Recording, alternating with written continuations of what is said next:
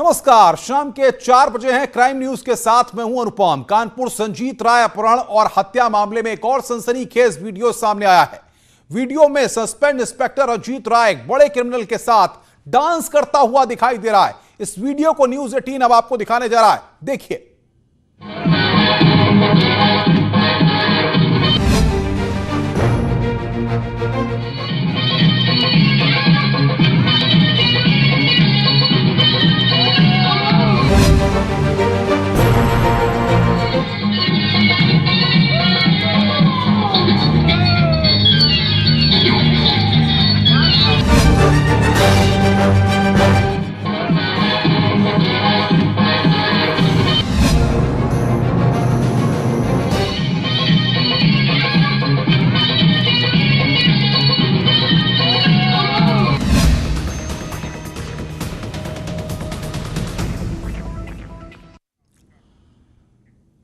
तो देखा आपने, अब हम आपको सिलसिलेवार चीजों को बताने जा रहे हैं। खाकी और अपराधियों की गठजोड़ वाली 2 तस्वीरों के साथ हम शुरुआत करने जा रहे हैं। दोनों ही तस्वीरें कानपुर की हैं, जो काफी चर्चित है। पहली तस्वीर में आप देखेंगे कि हाल ही में हुए संजीत यादव अपहरण और हत्या मामले में सस्पेंड हो चुका इंस्पेक्टर अजीत राय नाचता हुआ दिख रहा है। और गौर करने वाली बात यह कि इंस्पेक्टर अजीत राय वर्दी में हैं, जिसके साथ डांस कर रहे हैं वो कुख्यात अपराधी राजा खरगिया है, जिस पर दर्जनों गंभीर मामले दर्ज हैं। और दूसरी तस्वीर आप बिकरू कांड के दुर्दांत अपराधी विकास दुबे की देख रहे हैं, जो कि एनकाउंटर में अब ढेर हो चुका है। और अमर दुबे की शादी में जिस वक्त वो शामिल हुआ था, उस वक्त की ये पुरानी तस्वीरें हैं। तब विकास दुबे भी डांस कर रहा है। इस शादी में चौबेपुर थाने के सब इंस्पेक्टर शामिल हुए थे। तो आप देखिए वर्दी में किस तरीके से पहली तस्वीर में रंजीत राय और दूसरी तस्वीर में चौबेपुर का थानेदार, वो चौबेपुर का थानेदार विकास दुबे के साथ उस वक्त थिरक रहा था। और यहां पर ये रंजीत राय हैं, जो बर्रा थाने के कुछ वक्त पहले इंस्पेक्टर हुआ करते थे। उसके बाद मामले के सामने आने के बाद उन पर गाज गिरी और उनको सस्पेंड कर दिया गया। तो ये 2 तस्वीरें इस बात को बताने के लिए साफ है कि उत्तर प्रदेश में किस तरीके से पुलिस और अपराधियों का गठजोड़ चलता है और किस तरीके से अपराधियों के साथ मौज होती है पुलिस वालों की। ये तस्वीरें इस बात को बयां कर रही हैं। ये 2 तस्वीरें इस बात को बयां करने के लिए काफी हैं।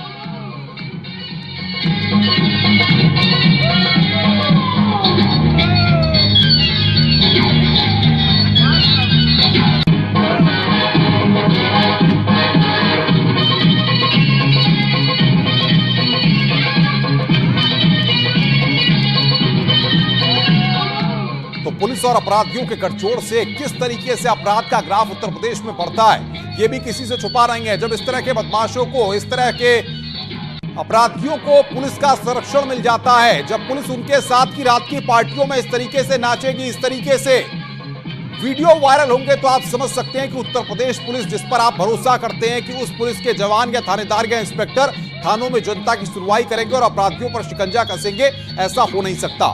ये तस्वीरें इस बात को बयां करने के लिए काफी हैं। आगे बढ़ते हैं। मथुरा में पुलिस की लापरवाही देखने को मिली है। यहां पर 10वीं के छात्र का शव पेड़ से लटकता हुआ मिला है। शव नरकंकाल में तब्दील हो गया था। परिजनों ने अपहरण की आशंका देखते हुए पुलिस में इस पूरे मामले की रिपोर्ट भी दर्ज कराई थी, लेकिन पुलिस ने शुरुआती तौर पर कोई कार्रवाई नहीं की। परिजनों ने पुलिस पर लापरवाही का आरोप लगाया है। वहीं मथुरा के पुलिस कप्तान गौरव ग्रोवर ने काम में लापरवाही के आरोप में थाना प्रभारी शेर सिंह को लाइन हाजिर कर दिया है। साथ ही विवेचक को सस्पेंड कर दिया है। मृतक रोहित करनपुर गांव का रहने वाला था और 15 जुलाई को 10वीं का रिजल्ट देखने के बाद निकला था। उसके बाद घर वापस नहीं लौटा। 15 तारीख को उसके बाद ये वापस निकल के गया था। मैं के खाना आके खाऊंगा और फिर ये वापस नहीं हुआ। हमने 112 पे कॉल किया था, लेकिन उन्होंने आए और उन्होंने कहा FIR करो। हमने गुमशुदगी की FIR कराई, लेकिन कोई कार्रवाई नहीं। SP सिटी साहब की अध्यक्षता में इसमें कई टीमें इस घटना के अनावरण हेतु लगाई गई हैं। प्रथम दृष्टिया अभी तक की इन्वेस्टिगेशन में लापरवाही पाते हुए इसके विवेचक सब इंस्पेक्टर मनोज कुमार को तत्काल प्रभाव से निलंबित कर दिया। खबर महाराजगंज से है, जहां पर ससुराल आए एक युवक का शव ड्रेन में मिलने से हड़कंप मच गया। पुलिस ने आपको बताया कि मौके पर पहुंचकर शव को बरामद कर लिया है। युवक की पहचान कुशीनगर के पिपराती गांव के चंद्रकेश के रूप में की गई है। बताया जा रहा है कि उसका परिवार में लड़ाई झगड़ा लगातार होता रहता था। पुलिस ने युवक के खुदकुशी का शक जताया है, लेकिन अभी तक कोई भी थ्योरी आधिकारिक तौर पर पुलिस के आला अधिकारी नहीं कह रहे हैं। एक मामला है जिसमें एक व्यक्ति जो है 3 दिन पहले अपनी पत्नी से घर पे शराब पी के आया था और अपनी पत्नी से झगड़ा हुआ और उसके बाद वो घर से बिना बताए चला गया। उसकी जो लाश है वो एक नहर में मिली है और प्रथम दृष्टया डूबने से उसकी मौत परिलक्षित हो रही है। और जो मृतक है उसके घर वालों के द्वारा बताया गया है कि इनका जो पारिवारिक विवाद चलता रहता था और उसके शायद इसी कारण से उसने हो सकता है आत्महत्या की और बाकी पोस्टमार्टम के लिए शव को भेज दिया गया है। अलीगढ़ से खबर है, डकैतों से पुलिस की मुठभेड़ हुई है। हाबुड़ा गैंग के 3 शातिर डकैत गिरफ्तार किए गए हैं। पुलिस की गोली से घायल हुए हैं डकैत। सुमेरा झाल के पास यह मुठभेड़ हुई है। अलीगढ़ में डकैतों से पुलिस की मुठभेड़, पुलिस की गोली से वहां पर डकैत घायल हुए हैं। बड़ी खबर अलीगढ़ से इस वक्त की, सुमेरा झाल के पास पुलिस और डकैतों के बीच में यह मुठभेड़ हुई है। आगरा से बड़ी खबर है, चांदी कारोबारी से 350 करोड़ रुपए की रंगदारी मांगी गई। पुलिस ने रंगदारी मांगने वाले युवक को फिलहाल गिरफ्तार कर लिया है। पूरा मामला थाना कोतवाली इलाके का है, जहां पर चांदी कारोबारी अनूप गुप्ता के नंबर पर एक फोन कॉल आता है जिसमें कहा गया कि अगर खुद को बचाना है तो 350 करोड़ रुपए का इंतजाम कर लो। धमकी भरे कॉल आने और 350 करोड़ रुपए की रंगदारी मांगने की सूचना कारोबारी अनूप गुप्ता ने पुलिस को दी। इसके बाद पुलिस ने इस मामले में गहराई से जांच पड़ताल कर आरोपी को गिरफ्तार कर लिया है। आरोपी कोई और नहीं, अनूप गुप्ता के यहां काम करने वाले नरोत्तम का बेटा प्रियांशु निकला। फिलहाल पुलिस ने आरोपी प्रियांशु को जेल की सलाखों के पीछे भेज दिया है। कल थाना कोतवाली के एक व्यापारी ने लिखित सूचना दी कि उनके फोन पर एक नंबर से कॉल आ रहा है जिसमें 350 करोड़ रुपए की मांग की जा रही है। तत्काल इस सूचना पर मुकदमा दर्ज करते हुए टीमें लगा दी गई थी। आज उस अपराधी को गिरफ्तार कर लिया गया है। मुरादाबाद में 2 बदमाशों ने हथियारों के बल पर बदायूं से मुरादाबाद आ रही रोडवेज बस के परिचालक सत्येंद्र त्रिपाठी से चलती बस में ही लूटपाट की और आराम से बस को रुकवाकर वहां से फरार हो गए। कंडक्टर से लूट की सूचना मिलने के बाद पुलिस विभाग में अब हड़कंप मच गया है। पुलिस अधिकारी फोर्स के साथ घटनास्थल पर पहुंचे और पूछताछ करने के बाद आगे की कार्रवाई में जुट गए हैं। पुलिस अधिकारियों का दावा है कि सीसीटीवी फुटेज से इस घटना का जल्द खुलासा कर बदमाशों को गिरफ्तार कर लिया जाएगा। बिलारी 2 सवारी बैठी, वो एक बोली सवारी भाई मेरा मोबाइल है, कंडक्टर साहब से बोली तो कंडक्टर साहब बोले भाई हाथीपुर गांव पर रोक दो, इन्हें उतार दो भैया। जैसे हमने ब्रेक हल्के से दिए, उन्होंने लिखा तमंचा मुझे दिखा नहीं तमंचा, देखा झूठ बोलो, सवारी बता रही तमंचा चले जबरिया बैग छीन गए। कितनी सवारी थी आपके इसमें? सवारी ज्यादा है, 8-7 सवारी। कहाँ से बैठे थे बदमाश? जी यहीं से बैठे थे बिलारी से। तो बात करने लगे कि मुझे मेरा फोन रह गया, मुझे यहाँ उतार दो। तो मैंने गांव के पास ये था जो गांव है उसके पास गाड़ी धीरे की, वैसे ही एक बंदा मेरे सीने पे तमंचा उसने लगा दिया, कहा बैग दे नहीं तो गोली मार दूंगा। मैंने कहा मैं बैग नहीं दूंगा, गोली भले तुम मार दो। और उसे हाथापाई में उस दूसरे ने मुझे धक्का मारा तो बैग की तनी मेरे हाथ में रह गई, टूट गई और बैग कूद के वो भाग गए। पीछे से एक बंदा बाइक लेकर आया, उसने गाड़ी घुमाई, बिलारी की तरफ चले गए। ये बिलारी बस रोडवेज बस स्टैंड से 2 लड़के बस में सवार हुए हैं और हाथीपुर के पास जब बस पहुंची है तो उन्होंने कंडक्टर से कहा कि हमारा मोबाइल छूट गया है, बस रुकवा दो। जैसे बस रुकी है उसे तमंचा दिखा करके उसका बैग छीन के भाग गए हैं। बैग में 2000 रुपए थे। फिल्मी पर्दे पर अपने अंदाज से अलग पहचान रखने वाले नवाजुद्दीन सिद्दीकी आजकल चर्चा में हैं। वो भी किसी और की वजह से नहीं, बल्कि खुद उनके और उनके परिवार के लिए मुसीबत बनी है नवाजुद्दीन की पत्नी आलिया। आइए आपको पूरी कहानी अपनी इस रिपोर्ट के जरिए दिखाते हैं।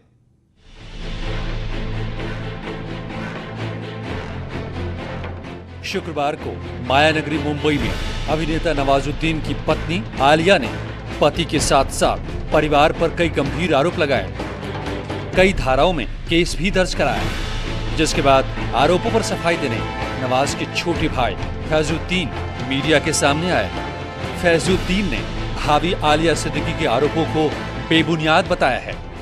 यही नहीं, अभिनेता नवाजुद्दीन के भाई ने आलिया पर ब्लैकमेल करने का आरोप भी लगाया है। 2010 में शादी हुई, 2011 में हमारा नवाज भाई का और उसके वाइफ का उनकी तलाक हो गया था। तो उसके बाद में रेगुलर वो उनकी जो डिमांड है, कभी 10 करोड़ कभी 15 करोड़, अभी हाल फिलहाल जब इन्होंने एक नोटिस भेजा तलाक का तो वो 30 करोड़ की डिमांड की कि भाई 30 करोड़ रुपए मुझे दो।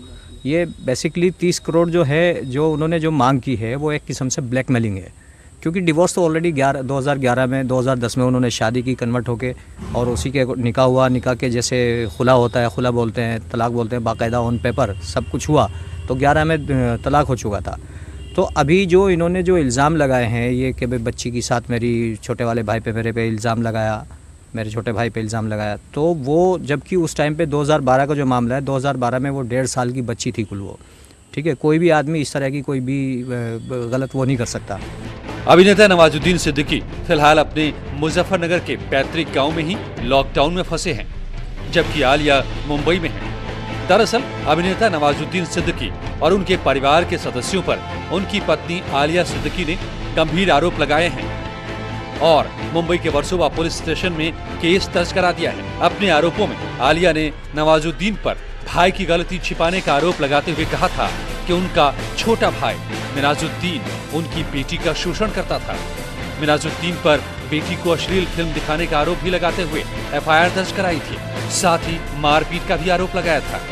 यही नहीं, सास ससुर पर भी मारपीट और धमकाने का आरोप लगाया है। अब देखना होगा कि पुलिस की जांच में क्या सच सामने आता है।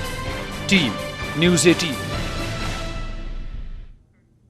जौनपुर से खबर है, फवारा थाना के कस्बा बाजार में हथियारबंद बदमाशों ने दिन दहाड़े सराफा की दुकान से 10 लाख की लूट की वारदात को अंजाम दिया। पुलिस को सीधी चुनौती दी गई है। बदमाशों ने फायरिंग कर इलाके में दहशत फैला दी और मौके से फरार हो गए। पूरी वारदात दुकान में लगे सीसीटीवी में कैद हो गई है। वारदात के वक्त दुकान में कई ग्राहक भी बैठे हुए थे। सूचना पर मौके पर पहुंची पुलिस ने मामले की तफ्तीश शुरू कर दी है। हरिद्वार से खबर है, जहां पर चोरों के हौसले बुलंद है। केंद्रीय मंत्री के कैंप ऑफिस पर चोरों ने धावा बोला है। केंद्रीय मंत्री रमेश पोखरियाल निशंक का कैंप ऑफिस हरिद्वार में है और वहीं पर धावा चोरों ने बोला है। तोड़फोड़ करके चोरी का सामान ले गए। और आपको बता दें कि कैबिनेट मंत्री मदन कौशिक के घर के पास है यह ऑफिस। सूचना मिलने पर मौके पर पुलिस पहुंची है। चोर आए और सामान को इकट्ठा करके ले गए। मामले की छानबीन में फिलहाल पुलिस जुटी हुई है। और बातचीत करने के लिए सुनील पाल हमारे संवाददाता हरिद्वार से हमारे साथ जुड़े हुए हैं। सुनील, कब की यह घटना है और पुलिस फिलहाल क्या कह रही है? बिल्कुल हम देखिए, ये देर रात की घटना है जब जो केंद्रीय मंत्री हैं हरिद्वार सांसद निशंक के जो है कैंप कार्यालय में चोरों ने वहां से काफी तोड़फोड़ करके सामान चुराया। सामान की बात करें तो वहां जो एलईडी लगी हुई थी, फ्रिज से और अन्य जो सामान था वो सब वहां से चुरा के ले गए साथ साथ, लेकिन कार्यालय के अंदर भी उनके द्वारा काफी तोड़फोड़ कर दी गई है। देर रात का ये मामला था जब इस मामले की जो सूचना जो है पुलिस को दी गई। फिलहाल पुलिस मौके पर पहुंची और वहां पर जो है पहुंचने के बाद में पुलिस ने छानबीन शुरू कर दी है कि और आसपास के जो घर हैं, जो वहां पर सीसीटीवी लगे हुए हैं, उनको भी पुलिस जो है खंगाल रही कि किस समय चोर पहुंचे थे, कौन वो लोग थे, उनकी जो है तलाश फिलहाल की जा रही है। लेकिन सवाल यहां पर यह, जब केंद्रीय मंत्री के कैंप कार्यालय जो है वो सुरक्षित नहीं है, तो फिर आम लोग कैसे सुरक्षित होंगे? बिल्कुल, देखिए ये बड़ा सवाल है। जिस तरीके से लगातार जो अपराध की घटनाएं हरिद्वार में बढ़ती चली जा रही हैं, अगर विशेषकर बात करें चोरी की, आए दिन चोरी के मामले सामने आ रहे हैं, लेकिन बावजूद उसके पुलिस भी कोई ठोस कार्रवाई या ठोस कदम उठाते हुए यहाँ पर नजर नहीं आ रही है। क्योंकि केंद्रीय मंत्री का कार्यालय और वो कार्यालय जो कि कैबिनेट मंत्री उत्तराखंड मदन कौशिक के बिल्कुल घर के जो नजदीक एक कार्यालय है, वहां पर चोरों जो है चोरी करते हैं, तो जाहिर सी बात है कि चोरों के जो हौसले कितने सवाल सुनील ये भी बनता है कि एसएसपी साहब दावा करते हैं कि पुलिस पिकेट तैनात है, लगातार पेट्रोलिंग हो रही है, इतने दावे उसके बाद इस तरह की हकीकत? बिल्कुल, देखिए लगातार दावे ये किए जाते हैं कि जो है पेट्रोलिंग रात में की जा रही है और पूरी तरह से जो है पुलिस मुस्तैदी की यहाँ पर बात की जाती है, लेकिन जिस तरह से घटना को अंजाम दिया गया है तो साफ तौर पर सुनील, बहुत बहुत शुक्रिया आपका हमारे साथ जुड़ने के लिए और तमाम अपडेट्स देने के लिए।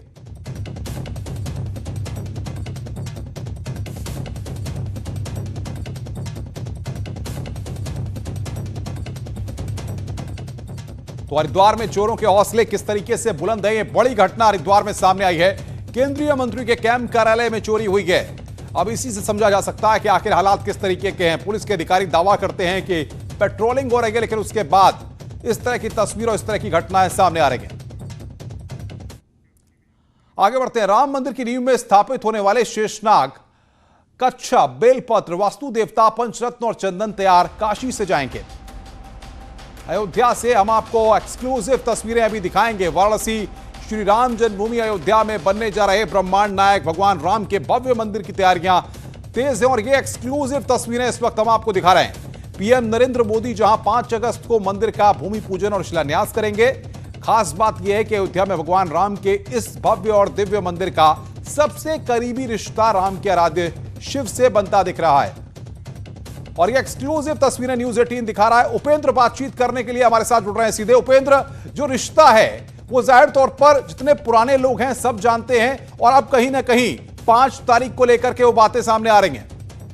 बिल्कुल, देखिए अनुपम, इस खबर के साथ एक बार फिर न्यूज 18 ने साबित कर दिया कि अयोध्या में बनने जा रहे कि राम मंदिर की सबसे बड़ी कवरेज और सबसे पहली खबर न्यूज 18 ही दर्शकों को देगा। और ये एक्सक्लूसिव तस्वीरें हम अपने दर्शकों को दिखा रहे हैं। इसमें सोने के शेषनाग हैं, कश्यप हैं चांदी के, इसके अलावा 1.25 पाव चंदन है, पंचरत्न जिसका सबसे महत्व होता है वो पंचरत्न है, सोने के वास्तु देवता हैं, चांदी के 5 बेल पत्र हैं।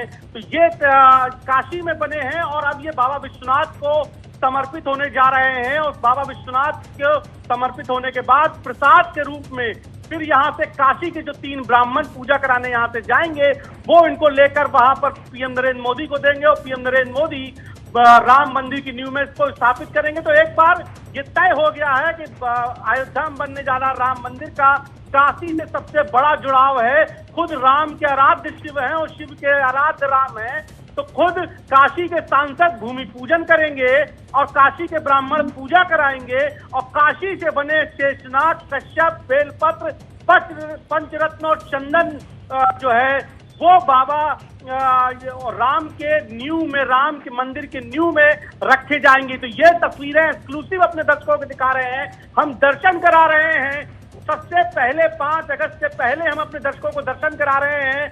बाबा को समर्पित होने जा रहे हैं सोने के शेषनाग के, चांदी के कश्यप के, चांदी के 5 बेलपत्र के, सोने के वास्तु देवताओं के और 1.25 पाव चंदन और पंचरत्न के। कितने खूबसूरत हैं ये पंचरत्न। और बिल्कुल बिल्कुल उपेंद्र, जाहिर तौर पर ये तस्वीरें दिखा रहे हैं। और भगवान शिव की अगर बात करें तो उनको बेलपत्र और चंदन सबसे अधिक प्रिय है। पंचरत्न और पंच औषधियों का नींव में पूजन में बहुत महत्व भी माना जाता है, तो इस दिशा में भी इसको देखा जा सकता है। बिल्कुल, देखिए जो इसको पूरी पूजा की नेतृत्व करेंगे प्रोफेसर रामनारायण द्विवेदी, उन्होंने खुद बताया, खुद भगवान विष्णु शेषनाग की सैया पे विराजते हैं और खुद शेषनाग पर पूरी धरती टिकी है, इसलिए शेषनाग का महत्व है। कश्यप लक्ष्मी का अवतार माना जाता है और खुद भगवान विष्णु ने जब समुद्र मंथन हुआ था तो कश्यप अवतार लिया था और पूरे पर्वत को अपनी पीठ पर उठाया था, इसलिए उसकी मानता है। स्वर्ण वास्तु देवता एक वास्तु पुरुष है जो किसी भी नींव में रखने से वहां के सारे दोष खत्म हो जाते हैं। बेलपत्र चंदन जैसा आप बता रहे भगवान शिव के सबसे प्रिय है। इसके अलावा पंचरत्न जो कलश में डाले जाएंगे वो पंचरत्न का भी अपना महत्व है। तो शेषनाग खुद बाबा विश्वनाथ की नगरी से जाए, इससे दिव्य, इससे भव्य कुछ नहीं हो सकता। और शायद यही भव्यता, दिव्यता है जो राम मंदिर के निर्माण की नींव से लेकर जो है वो देखने को मिलेगी। और देखिए कितने खूबसूरत काशी में, कहते हैं कि भगवान शिव की नगरी में जब शेषनाग को बनाया जाता है तो उसकी दिव्यता ही अलग होती है और वो दिव्यता साफ तौर पर दिखाई दे रही है। बहुत भव्य ये जो है शेषनाग बनाए गए हैं। इसके अलावा चांदी के बेलपत्र बहुत ही खूबसूरत बनाए गए हैं और अब ये बाबा विश्वनाथ को चढ़ेंगे। तो आप देखिए कि हमने पुराणों में पीढ़ियों से पढ़ा है कि भगवान राम के आराध्य शिव हैं। खुद भगवान राम जब लंका पर युद्ध के लिए जा रहे थे तो उन्होंने समुद्र पर किनारे भगवान शिव की पूजा की और आज भगवान शिव से देखिए उनका जुड़ाव कितना अद्भुत, कितना भव्य बन रहा है। इसको अगर हम ये कहें अद्भुत, अद्वितीय, अलौकिक, तो ये अतिशयोक्ति नहीं होगी कि जिस तरीके से भगवान शिव की नगरी से जा रहे हैं। भगवान शिव के सेवक यानी प्रधानमंत्री नरेंद्र मोदी भूमि पूजन कराएंगे, भगवान शिव की धरती से ब्राह्मण पूजा कराने जाएंगे और भगवान शिव की धरती पर विश्वनाथ गली में बने ये जो शेषनाग है, पंचरत्न है, कश्यप है, ये अब बाबा को चढ़कर भगवान राम की नींव में पड़ेंगे। तो काशी उपेंद्र, और इससे एक मैसेज भी जाता है, आप तो काशी में हैं, कई सालों से वहां पर रिपोर्टिंग कर रहे हैं, ये भी आपने सुना होगा, हमने तो कई बार सुना है कि बाबा विश्वनाथ के दर पर जो आता है या बाबा विश्वनाथ के दर से अगर कोई शुरुआत होती है या कुछ प्रसाद लेकर के कहीं कोई जाता है तो फिर उसके सामने खुशियों का अपार उत्साह और खुशियां ही खुशियां उसके जीवन में होती हैं और संकटें दूर हो जाते हैं। बिल्कुल, देखिए, और जैसे कि जिस तरीके से आप देखिए पिछले दिनों जो है भूमि पूजन के जो नक्षत्र पे मुहूर्त पर जो वो चल रहा था, कुछ लोगों का विवाद कुछ लोगों ने किया था। तो अब ये साबित हो गया कि जो भगवान की नींव में जो शेषनाग रखे जाएंगे, जो कश्यप रखे जाएंगे, वो शिव को समर्पित बिल्कुल उपेंद्र, बिल्कुल, बहुत बहुत शुक्रिया आपका हमारे साथ जुड़ने के लिए और तमाम अपडेट्स देने के लिए। न्यूज़ 18 आपको एक्सक्लूसिव तस्वीरें आपकी स्क्रीन पर दिखा रहा है।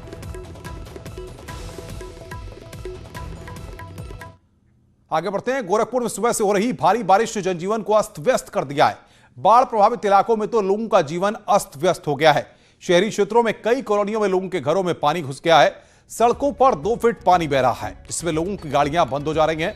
कलेक्ट्रेट, जिला अस्पताल से लेकर तमाम सरकारी कार्यालय जलमग्न हो गए हैं। गोरखपुर में सुबह से हो रही तेज बारिश के बाद शहर की स्थिति एकदम नरकीय सी हो गई है। शहर के मेन सड़कों पे 1 से 1.5 फीट, कहीं कहीं 2 से 2.5 फुट तक का पानी लगा हुआ है। लोगों की गाड़ियां इसमें बुझ जा रही हैं, किसी तरीके से लोग आ जा रहे हैं। सड़कों पे एकदम जाम की स्थिति बनी हुई है। आप देखिए, तस्वीरें खुद गवाही दे रही हैं कि किस तरीके से यहाँ पे बाढ़ की स्थिति सड़कों पे बनी हुई है। और ये स्थिति गोरखपुर कलेक्ट्रेट से लेके जो है जिला अस्पताल और जितने भी सरकारी कार्यालय हैं वहाँ पे बना हुआ है। भले ही अधिकारी ये दावा करें कि उन्होंने जो है इस बार वो बाढ़ नहीं आने देंगे, लेकिन स्थिति जस की तस रह रही है। इस बुलेटिन में फिलहाल इतना ही। नमस्कार।